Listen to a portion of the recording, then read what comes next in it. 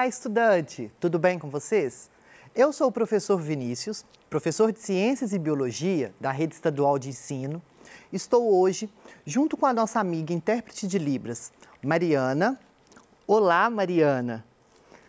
Para a gente dar início, então, à quarta semana do seu ciclo 4 do seu PET, onde falaremos sobre a origem e a evolução das plantas.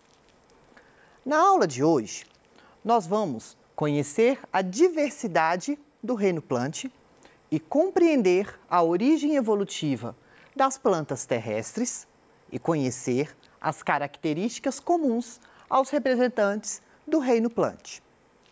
Bom, para a gente então iniciar a nossa aula, nós vamos começar falando um pouco desse histórico, dessa origem das plantas.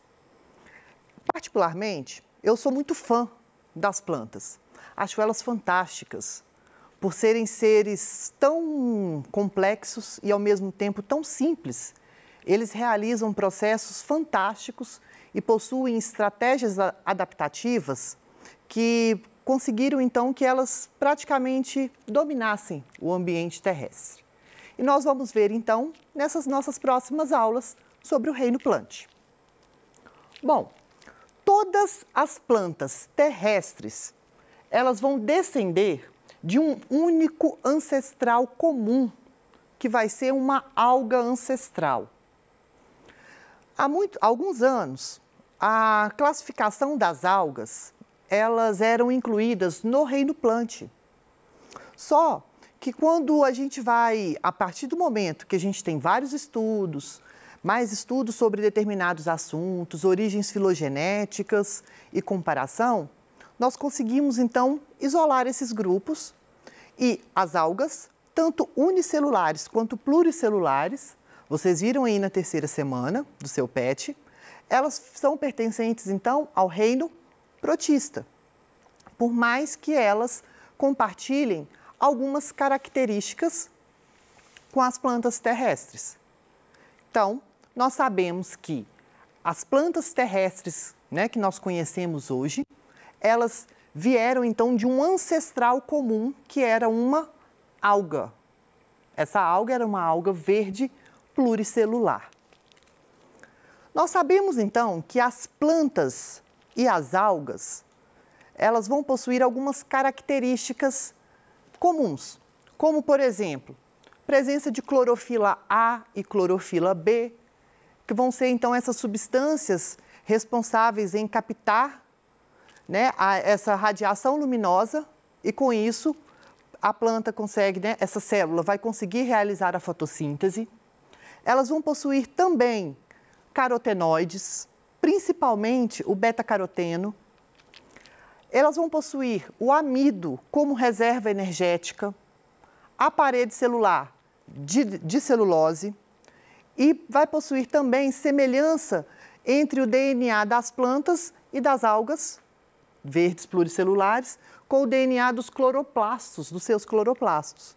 Nós sabemos que as únicas duas organelas que vão possuir DNA próprio são mitocôndria e o cloroplasto.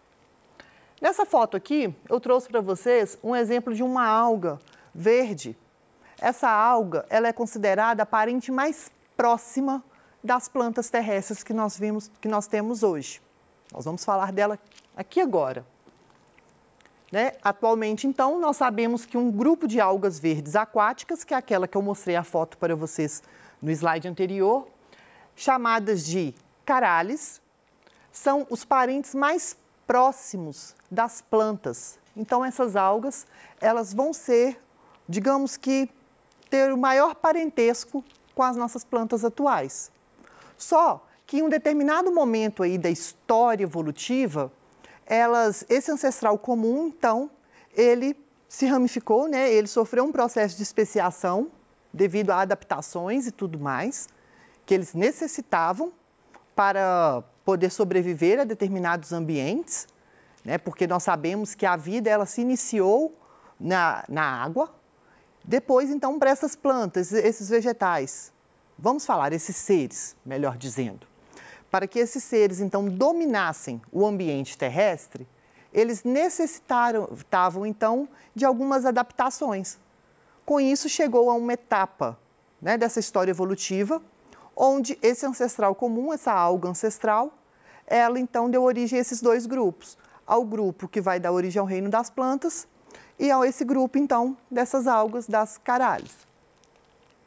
Então, nós sabemos que a maioria das características que vão distinguir as plantas terrestres das algas verdes são as adaptações evolutivas para a vida na Terra, que vai ser alternância de gerações, onde nós vamos ver mais para frente nas nossas próximas aulas, quando estudarmos claramente cada grupo de plantas, a gente vai perceber então essa alternância de gerações bem presente, bem marcante, onde nós vamos ter uma fase de vida haploide, uma fase de vida diploide, ou uma fase de vida gametofítica e uma fase de vida esporofítica. Nós vamos ter, então, os embriões, eles vão ser dependentes e multicelulares. Então, o embrião desses seres, eles serão dependentes, então, da mãe, o que a gente chama de matrotrofia. Repetem comigo. Matrotrofia. Vai ser, então, esses embriões dependentes da mãe, tá? Da planta mãe. E vão ser também esses embriões multicelulares. Isso, então, vai o quê? É uma outra característica que permitiu com que essas plantas conquistassem o ambiente terrestre. Os seus esporos, eles vão ser revestidos, tá? E vão ser produzidos em estruturas que nós denominamos esporângios. Nós vamos ver nas outras aulas essa estrutura desse esporângio como é. Mas então hoje, só para a gente ficar sabendo, é que esses esporos então das plantas, eles vão ficar presentes em estrutura, eles vão ser produzidos em estruturas denominadas esporângios. Os seus gametângios, que vão ser estruturas que vão produzir gametas, tá? Eles vão ser multicelulares e ela vai possuir também meristemas apicais. Esses meristemas vão ser tecidos, onde vão dar origem, então, tecidos onde essas células vão dar origem a novos outros tipos celulares, digamos assim. Por exemplo, o meristema apical, nesse caso aqui, ele vai dar origem, então, à folha, né? Vai dar origem, então, ao crescimento, então, e à ramificação desse caule. É como se fosse as nossas células troncos, que as plantas também vão ter células totipotentes, né? Que vão possuir essa capacidade de diferenciação celular. Então, elas vão possuir esses meristemas apicais. Essas daqui, então, são algumas características que fazem com que as plantas terrestres, elas vão se diferenciar desse grupo de algas verdes pluricelulares. Vamos lá. Quando eu falo aqui, então, de alternância de gerações, o que eu estou falando? Eu estou falando disso daqui, ó, das fases de vida dessa planta, onde eu vou ter uma fase de vida haploide e uma fase de vida diploide. Quando eu falo, então, que essa fase de vida, ela vai ser haploide, fase de vida gametofítica, que irá produzir gametas, vai ser essa daqui representada em amarelo. Reparem que, olha, nesse primeiro grupo aqui, a fase é maior, a fase gametofítica ela vai ser maior, e depois ela vai diminuindo o período com que ela vai se permanecer nessa planta.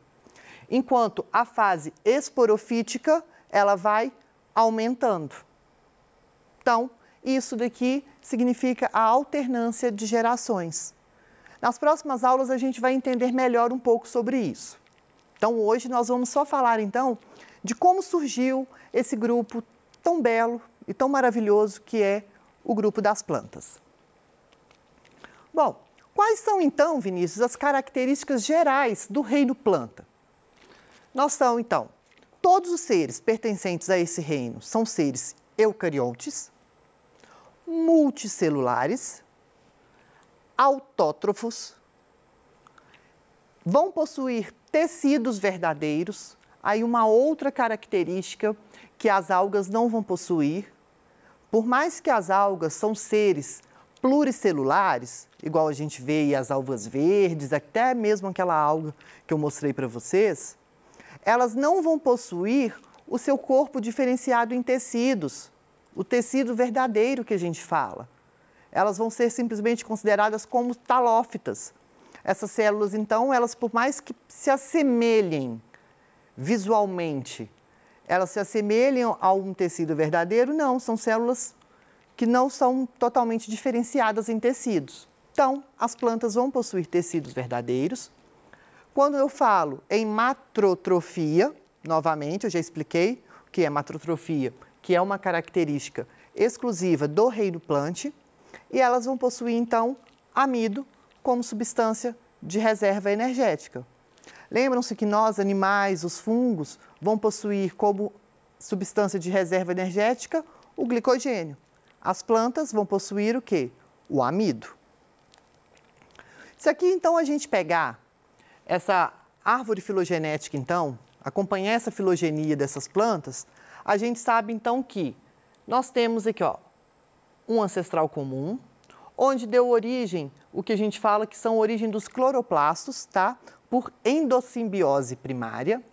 Essa endossimbiose, vocês já viram lá no primeiro ano, quando a gente fala na teoria da endossimbiose sequencial, onde uma bactéria autótrofa, ela foi englobada por uma célula heterótrofa e eucarionte, e por isso, então, deu origem a um cloroplasto.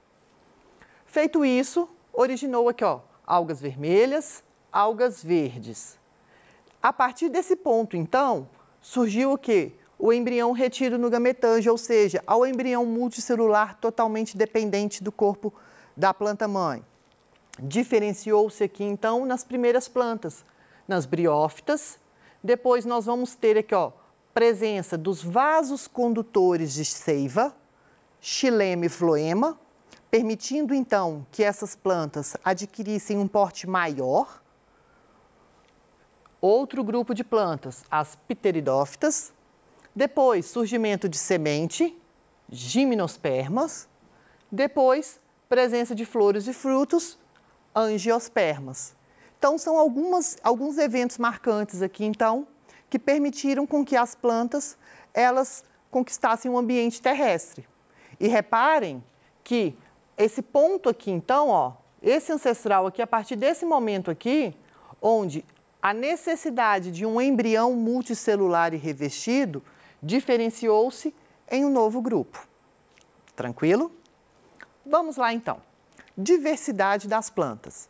Falei, então, das características. Vamos ver aqui agora esse grupo, os grupos das plantas, como a gente vai estudar separadamente. Nós temos aqui o primeiro grupo, que são as briófitas, que são plantas avasculares, são os musgos, são plantas bem pequenininhas, são plantas simples, tá? Elas não vão possuir tecidos de condução, elas vão necessitar da água para a reprodução, porque o grão de pólen ainda não é uma estrutura presente nesse grupo.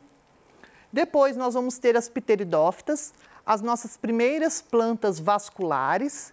Então, a partir desse grupo, ocorre o surgimento da presença de vasos condutores de seiva, permitindo, então, com que essas plantas adquiram um maior porte. Samambaia, que provavelmente você deve conhecer ou deve ter na sua casa. Mas, mesmo assim, elas necessitam ainda da água para a reprodução. Então, com o surgimento do grão de pólen, da semente, nós temos as gimnospermas, que são pinheiro, araucária, que são plantas onde as sementes delas, elas não vão ser revestidas por um fruto, daí o nome, gimnosperma, sementes nuas, tá? E até então, nós vamos ter o quê? O fruto e a flor, onde nós vamos ter as angiospermas, que são essas plantas que nós vamos ver aí que vão ter flor e fruto.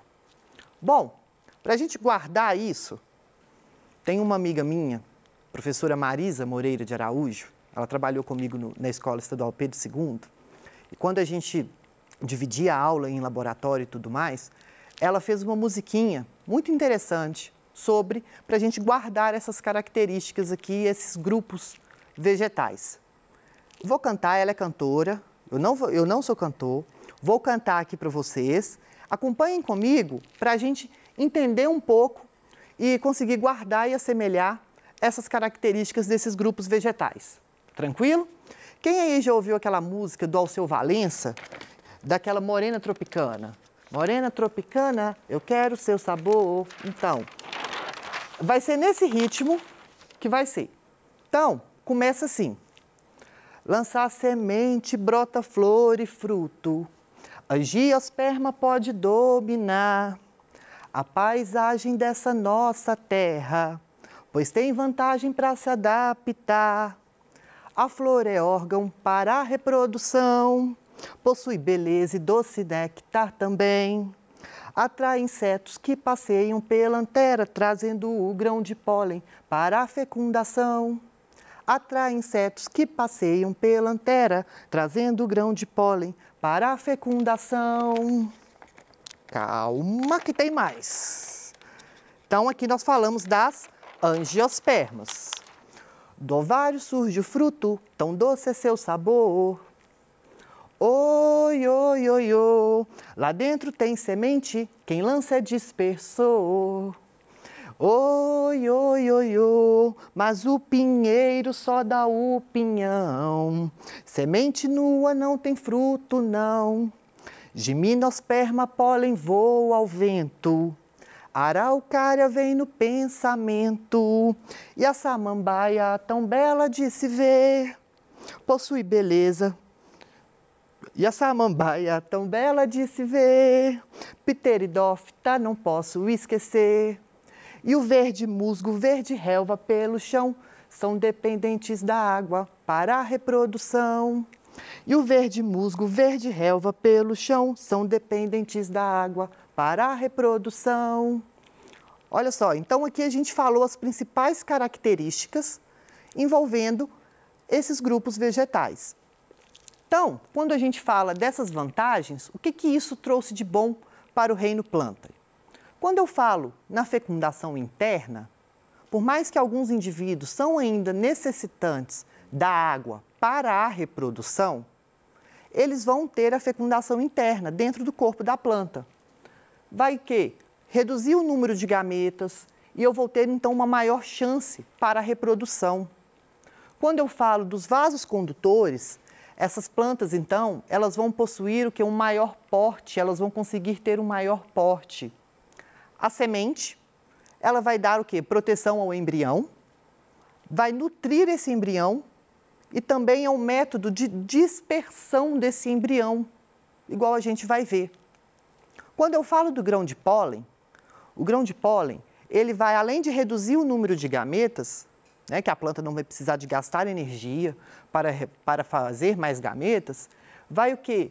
Ter a independência da água para a reprodução. E com isso, permite então a polinização cruzada, ter então uma variabilidade genética. Quando eu falo a flor, tanto a flor quanto o fruto, elas vão ser órgãos então que vão atrair seres, tá? Por suas cores, cheiros, gostos, tudo mais. No caso da flor, para a dispersão, né, do grão de pólen e no caso do fruto, para a dispersão da semente. A flor atrai polinizador e o fruto atrai dispersor. Bom, tem alguns conceitos aqui, nossa aula chegou ao fim, mas tem alguns conceitos que eu vou deixar aqui para vocês, que eu vou retomar então na próxima aula, para a gente iniciar esses grupos das plantas. E deixo aqui também a clássica questão do Enem, sobre essa origem evolutiva das plantas. Tem alguma dúvida? Mande para a gente aqui no Tira Dúvida, que eu vou responder ao vivo para vocês. Até mais!